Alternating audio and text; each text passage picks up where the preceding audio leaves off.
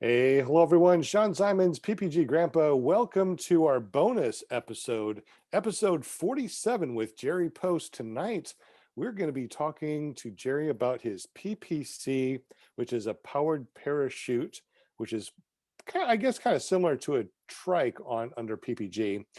And he and his wife went up and flew around, and all of a sudden something happened to the engine, and he went down with his wife. He posted a video that was part one. It was kind of a teaser, and then tonight he has part two ready that he's going to post on the internet.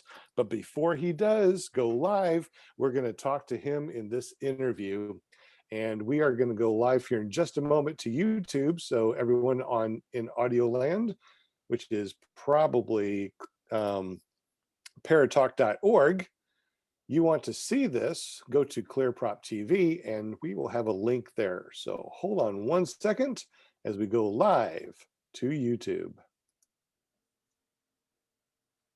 So hold on, Mr. Jerry. I'm going to go live on YouTube. Are you ready for this? I hope so. Just be yourself. It's just going to be, us talking about about this. I'll ask you to I'll say this is Jerry Post, and tell us a bit about yourself, and try to do as many minutes as you can as I am posting this link around to get people to watch this. So bonus episode 47 with Jerry Post.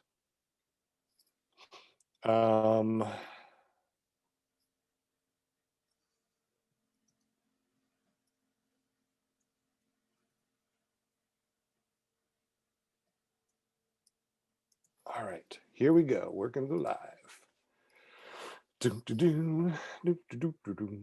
Every once in a while, you're freezing up. I hope my internet works. And we are preparing to go live. But it could be live right now. You just never know. So we probably are live right now, but it doesn't really show us. I've got a message here. It says meeting now streaming live on YouTube. All right, we are streaming live on YouTube. That's awesome. Welcome everyone. My name is Sean Symons, PPG Grandpa.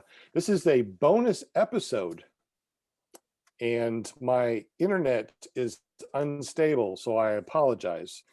Jerry Post, he posted a video on his PPC part one not too long ago where he and his wife crashed. So he got it all rendered up, ready to go live, but he wanted to talk about it before he posted it live on the internet. So this is a quick podcast talking about part two of Jerry Post crashing with his wife on the PPC. Welcome, Jerry, to the podcast. How are you? Good. Very good. Thank you for having me here. Great. Absolutely. Now, just so people know about you, and I'm also going to post this live link to our Facebook page. Tell us a little bit about yourself and what is PPC?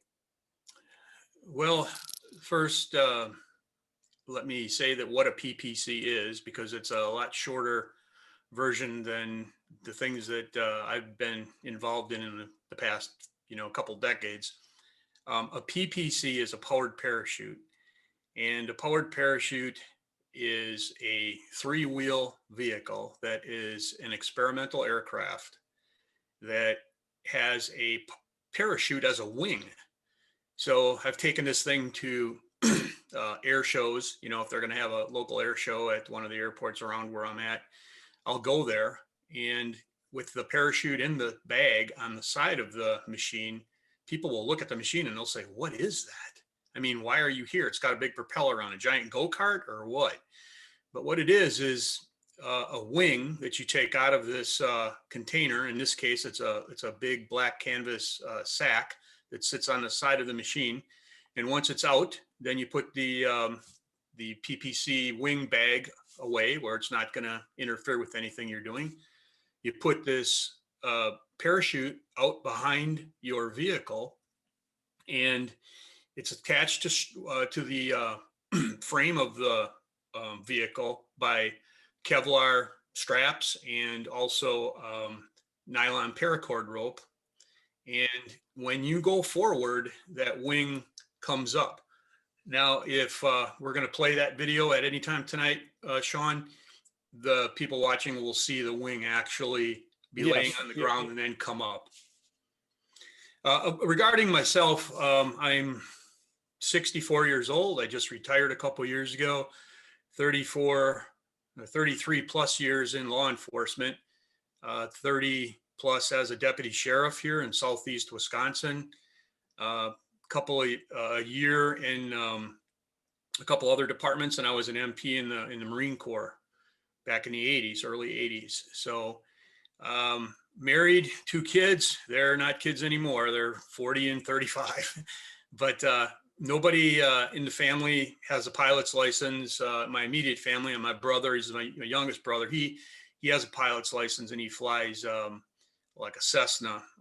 So everybody thinks I was a little crazy when I bought the PPC, but it is was so much fun, so much fun. So I'm glad It sounds like it was a lot of fun, but you haven't flown since this last incident. Yes, and there's lots of reasons why. It is definitely not because I'm afraid. I know that after I made the video and did the intro, I said something to the effect that I have not flown since this, I call it a crash. But actually, after it was repaired, had a brand new motor on it. I did take it up one time, kind of get back on the horse thing by myself, and I flew it. Still enjoyed it, wanted to keep it, but I just couldn't feel comfortable flying around with something that might break again like that. Right. So what we're going to do is we are going to go through your video before you post it live on the internet. And we want to show everybody what's going on and have the opportunity for people to ask questions if they want to ask questions, because this was, I don't know, was it controversial? Did we have a lot of views on it that was kind of like, why are you posting this on here? Because you only did the part 1 with kind of a cliffhanger, right? Yes, I did that, and I'm really, in a way, I'm glad that I did it that way. I got a lot of likes, and people were. The only thing about it though is that they were upset. Some people were upset, and they said, why did you do this? You should have waited until you had the whole video, rendered and ready to post. And I see their point, but really there was some controversy. I mean, people don't need to be telling me to F off and the rest of the stuff that happened, clickbait, blah, blah, blah. I get it. But I'm new to Facebook of about maybe 10 days now. And YouTube, I mean, Right. Nobody's really ever paid any attention to my channel. And I thought, if I put something like this out there, is anybody going to have any interest in it? And I found out probably the hard way that, yeah, they had interest, a lot of positive stuff, like 95% positive. But you know how the world is. There's always somebody that's going to say something difficult. Exactly. Yeah, that does happen. So Can't take them to, by the way, Sean, can't take them to jail anymore. Oh, I know, right? You were MP in the Marine Corps, so Yes, Semper Fi, hoorah. Amen. Yeah, Semper Fi. So what we can do now is we can scrub through your video real quick. Right now it's unlisted, so only we can see it. And I think you posted on your Facebook. Yeah. And boy, did I ever post it on my Facebook. I've got 500 friends on there, which I maybe know half of them. And but the groups, there's all the PPC groups out there. And when you're a member of that group, it's going to go out to a couple thousand people in some cases. So I haven't, I posted it about, I don't know, maybe 3 or 4 hours ago now on Facebook and hit those groups. And so I'm starting to see, the replies and good job. And wow, was your wife ever cool? Because she was in the back seat of the thing. Yeah. So it's on Facebook. Okay. Now, a lot of people that listen to my podcast are they usually do PPG, which is power paragliding, a little bit different than the power parachute. So the difference is, I think I got this right, is that the power parachute you need a sport license if it's a two-seater. Is that correct? That's correct. You need a sport pilot's license, and you can get yourself started and get the uh, train or the learning pilot license and fly yourself around and your instructor. But in order to fly any civilian around, then you have to have the license. Okay. And real quick, I know that anything under 254 pounds is considered under the FAR 103, which is what we fly with the PPG. How heavy is a PPC? That's a good question. I thought, and don't quote me on this now because it's been 6 full years since I've been involved, but I thought that there was a 1,000 or 1,200 something pound limit, that if it's above that, then it requires a different license.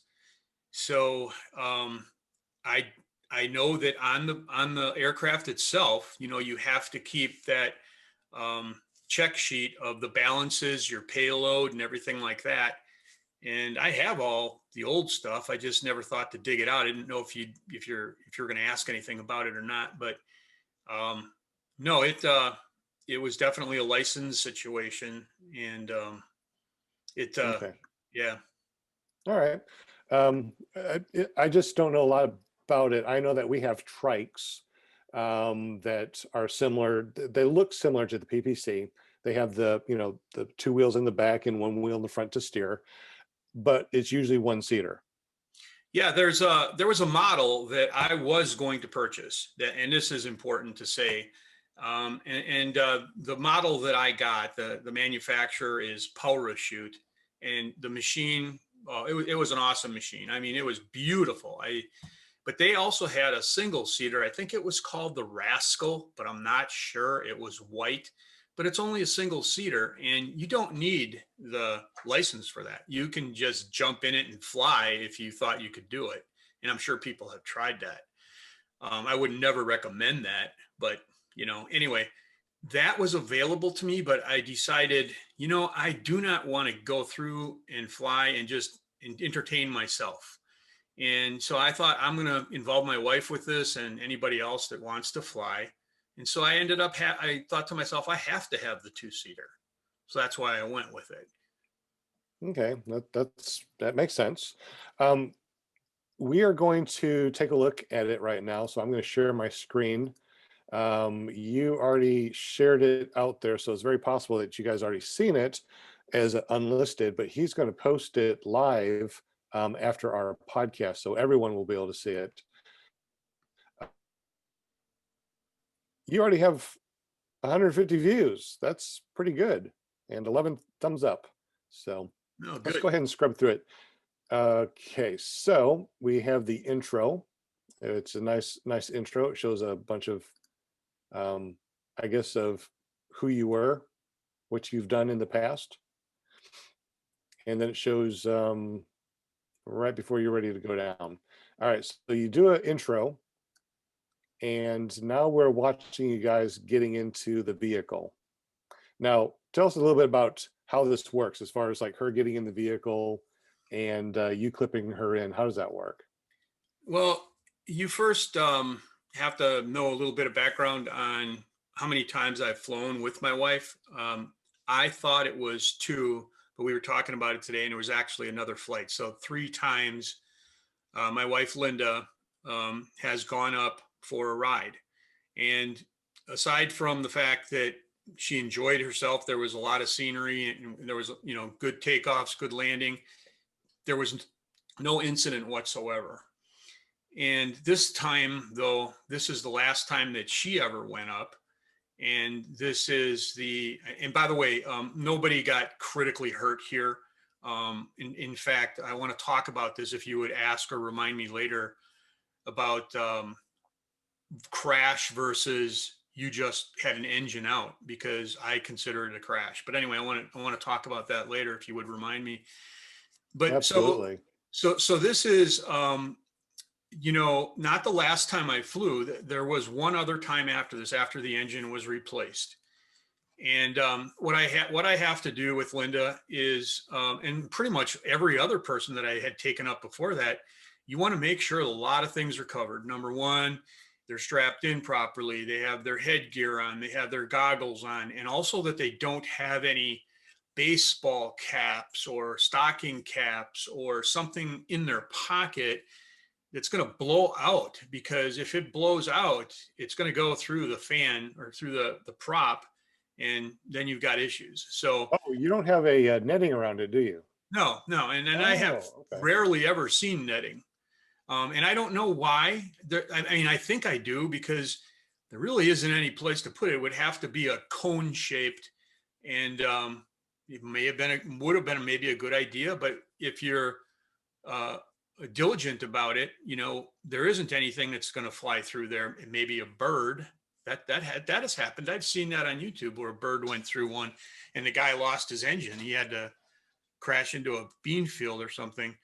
But no netting. How many cameras do you have? I see a lot of cameras and a lot Yeah. of camera angles. Yep. How's that? How many cameras? I had 5 cameras running this day, plus the audio track, which was another camera, but I didn't use any of the video from that camera. So I had 6 cameras running that day. Now you're seeing a lot of other mounts. So if you're looking at my wife on her left shoulder above there, that's just a mount with an empty GoPro shell. And then there's another one on her right shoulder facing away from the aircraft. That's empty. So I have 5 GoPro cameras. And so at different times, I would put them in different locations on the aircraft so that I could get different views.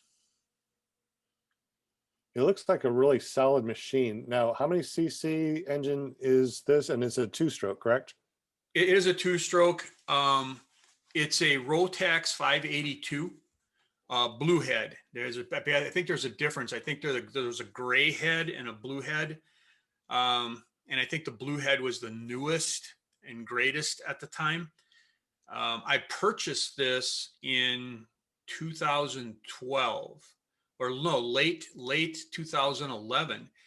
And I drove all the way to the Little Rock, Arkansas area to pick that up, by the way. And right next to me. yeah, I know, and pulled it back with a trailer.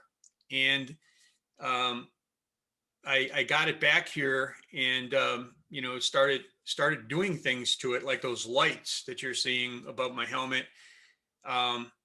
They weren't there. The radio wasn't there. Those helmet hangers weren't there.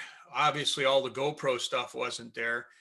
And also, because I worked at the sheriff's department, our mechanic, he was the electrical tech, put all the sirens and lights in. Once a year, they would redo the squads. Well, they got a batch of strobe lights in that go in the grill of the squads, and they leaked, and so they had a little moisture in them after they were on there for a while, and so they took them off, and the manufacturer said, "Don't bother sending them back. Keep them. We'll send you some new ones."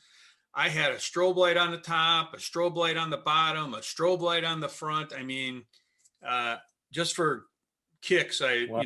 would light it up, just at dusk, and coming in and with all those lights on. I mean, it just looked amazing. So and I put a. It looks like it's going pretty fast. Sean, what kind of airspeed can you get off of these? I got to tell you, that's a really important question, because at some point in the video, you're going to hear me say 50. I looked up at my GPS, and it said 51, 52 miles per hour. And powered parachutes, if there's no wind, they take off at 30. This one does. Takes off at 30, flies at 30, lands at 30.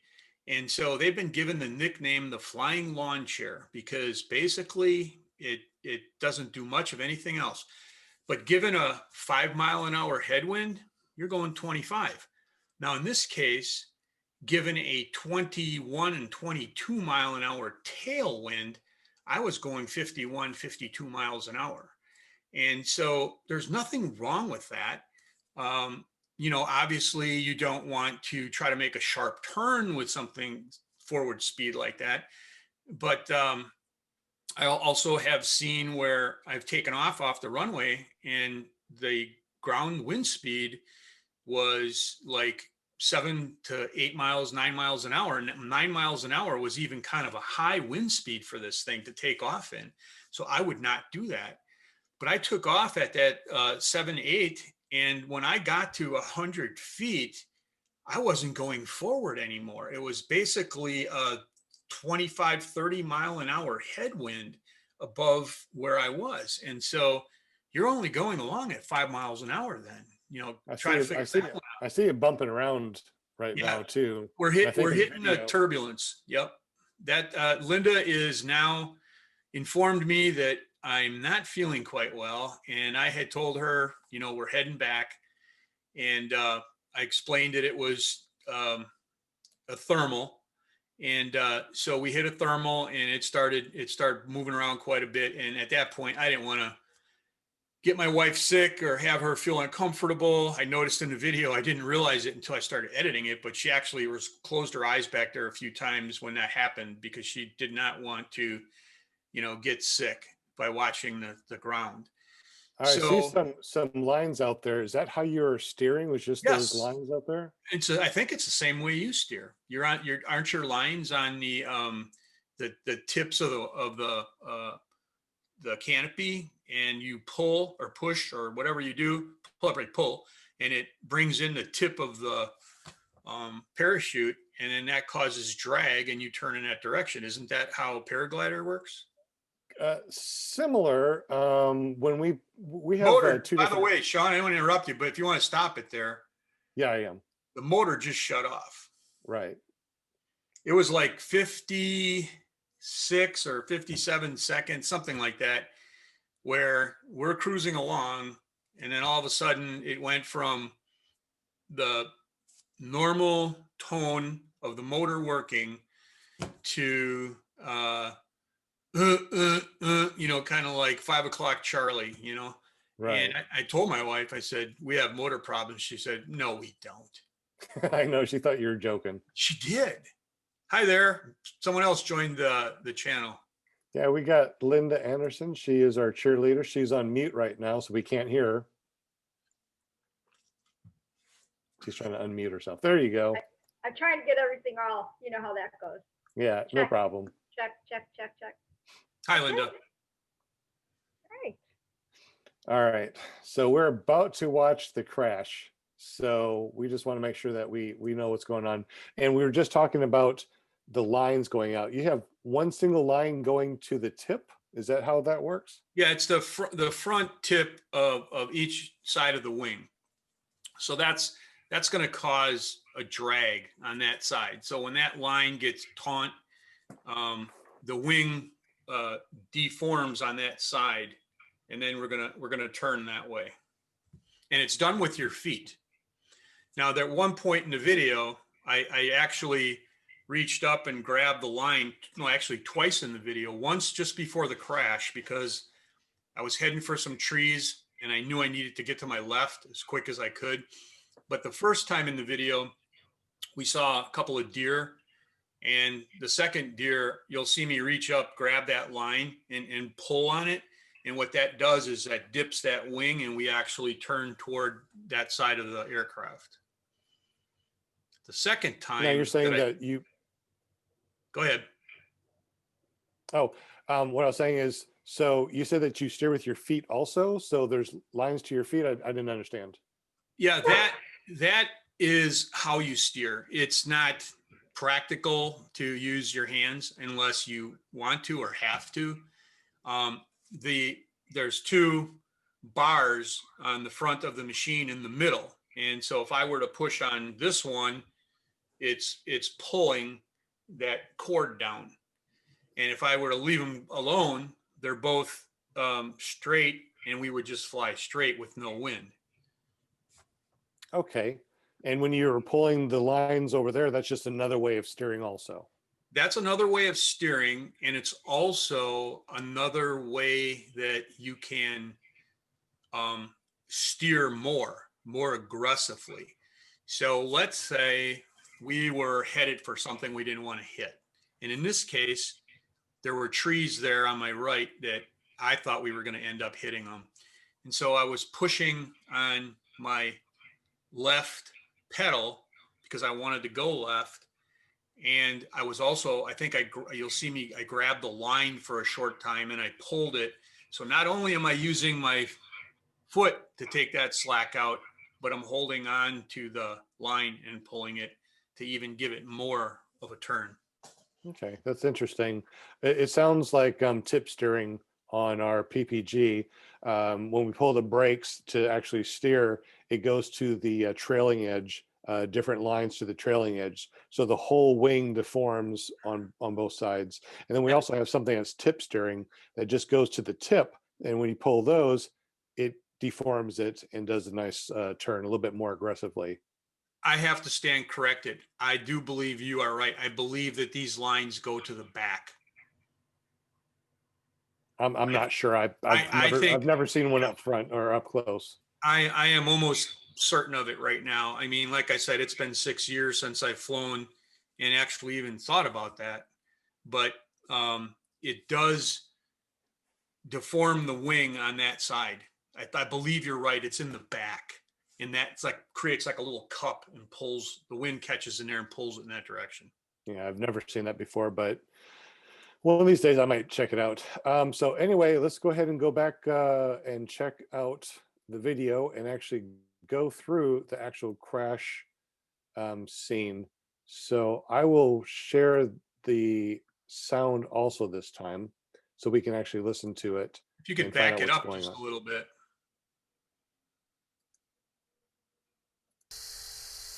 If you could back it up to where we start having problems about a minute earlier. There you go. Right there.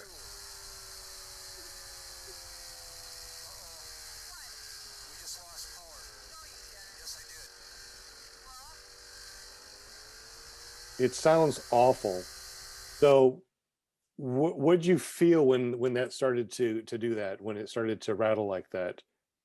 It went from being normal, like a normal sound, like high pitched, too loud, steady, to like I was backing off on the throttle, and I wasn't.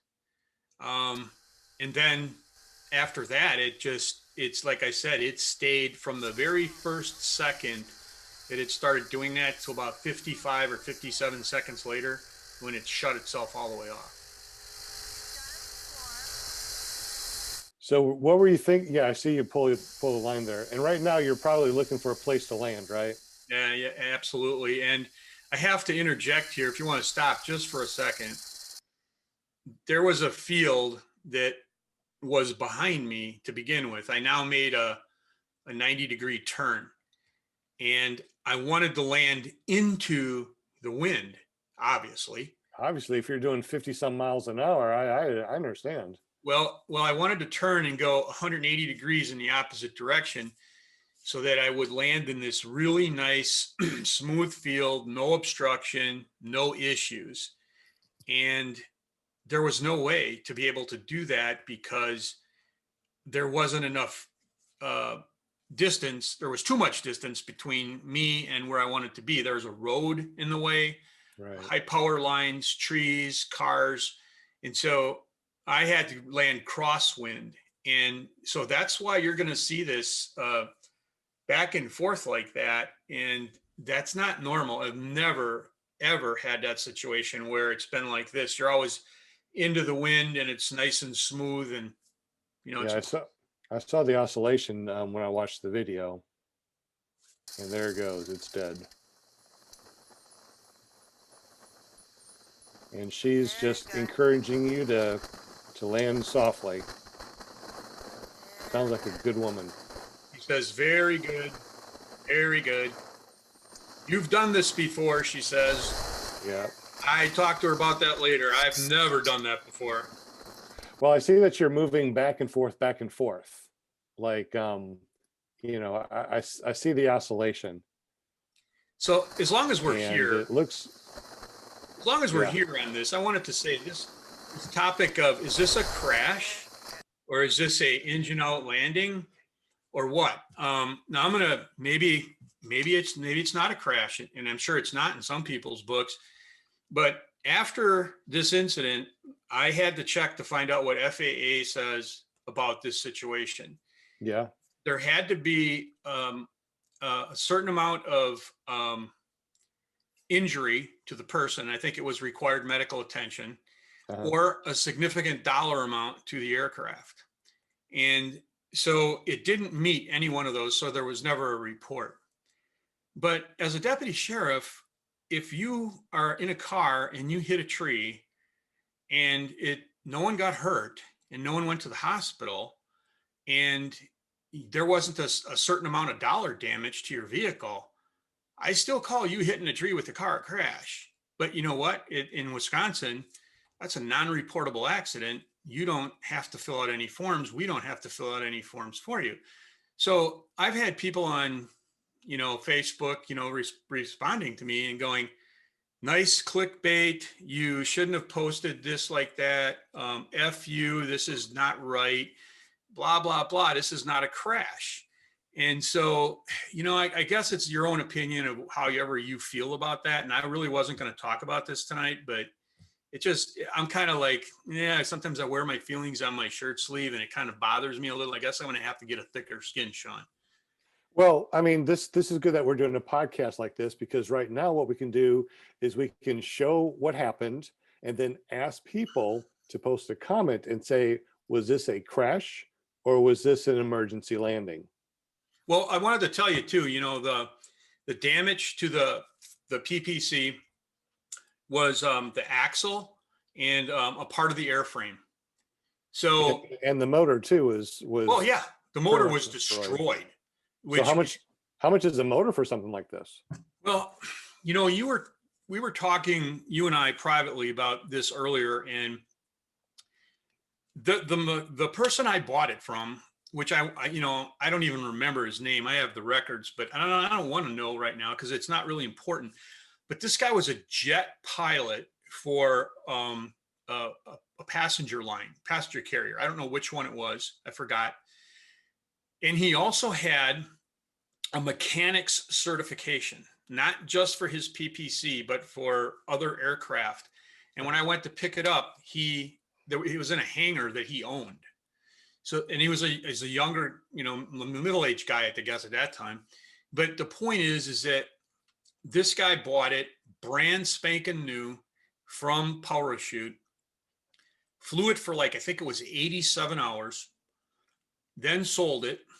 And then after I got it, I realized that there's periodic maintenance that I cannot do.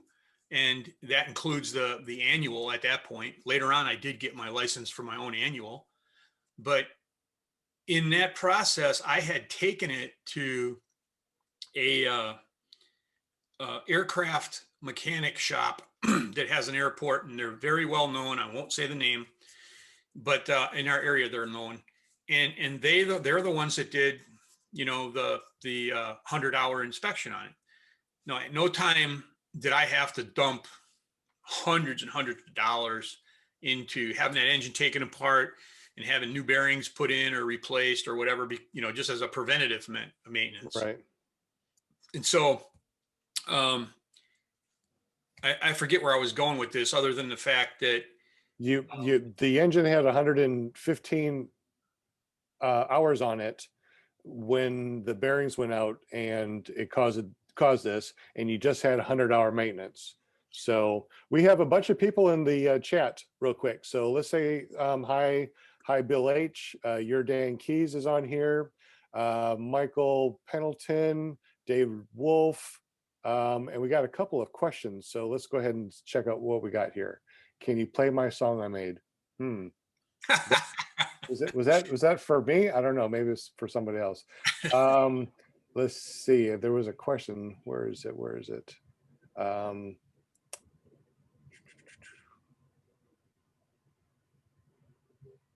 Oh, did you check the winds aloft before launching? David Wolf asked. Well, David, let me tell you that what I carried in my powered parachute container or my trailer was a helium tank and balloons. And what I would do before I went up each time is I would take and send up a balloon and look at which way the wind direction is going and how fast that balloon's flying away from me before I took off every single time. Wow, that's So, pretty cool. well, and the tank was inexpensive, and I mean, it was a huge thing to be able to know which way that wind is going and how fast that balloon's going away. So I do believe, I can't say that, I swear on a stack of Bibles that I did it that day, but I'm pretty strict about certain things. And that's one of the things I did every single time. So I would say that I did know which way the wind direction was, but I did not feel that it was something that was going to cause me a problem that day.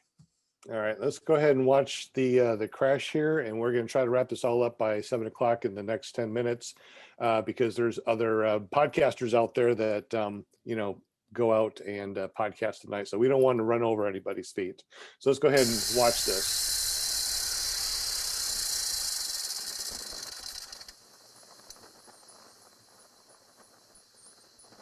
Very good.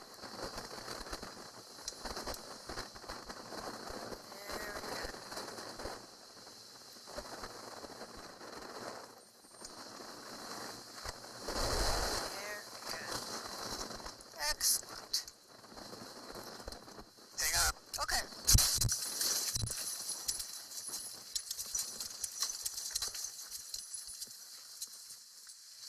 I don't know what happened to it. I don't know either. Motor just shut off. You all right? Yeah, the back of my neck hurts a little, but it's all right. Are you sure? Uh-huh, I'm all right. It looked like you hit really hard. You said your axle broke too, right? Yeah, it didn't break in half or anything. It bent where it could not be used anymore. And then that part of the airframe took some damage. And then you go through and you show us some of the things that happen, like when your piston's head is all beat up. And you also were talking about your bearings were gone. So we think that the bearings went through and banged up your head. Is that what you think happened? Well, I don't think that the head probably was anything to do with why it stopped. There was something inside that one cylinder that tore it up. Now you stopped it there, so you can see the bearings in that piston rod are there. And then the other piston rod, there isn't one bearing left. The only thing I can think of is that the mechanic took them out of the bottom of the crankcase and threw them away.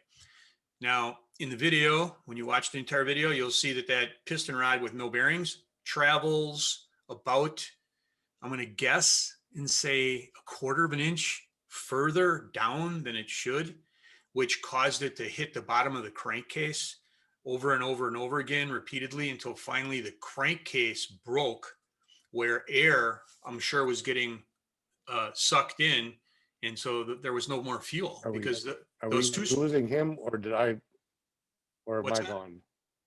What's that? I'm not sure what you're asking.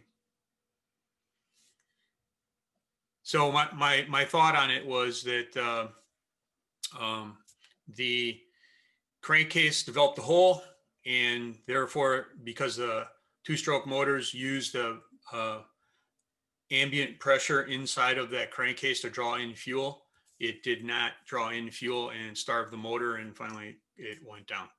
Linda, it looks like it's just you and me. I'm not sure, but I think and your audio's off, but I think that Sean's internet crashed. Let's see if he's going to join us. I know, huh? Yeah, I know he muted me. He's been muting me, and I'm like, hi. yeah, because you I'm might just hanging out. There he is. He's back. We carried on without you, Sean. Yeah. Yeah. No, we can't hear you, Sean. We can't hear you. Gotcha. My internet crashed. Thank you. Yeah, that's what we said. Yeah. We're like, You crashed and then my Okay. internet crashed. It was, Yeah, it was just awful. Hey, I wanted to Well- answer your one question if I could do that real quick. You Yeah. said, how much did it cost? Because I had all these cameras running and I took it to the mechanic shop to do that, they sent the video to Rotax, and Rotax in Austria sent a brand new engine at no charge. But how much would it normally cost? 10,000 is what I was told. And then I paid $1,000 to have it installed. Wow. So right now there's a farmer that at least back then, he's the one who bought it from me. It was working fine. He didn't have a license. He came up, bought everything I had, lock, stock, and barrel, helmets, microphones, everything, except the helium tank.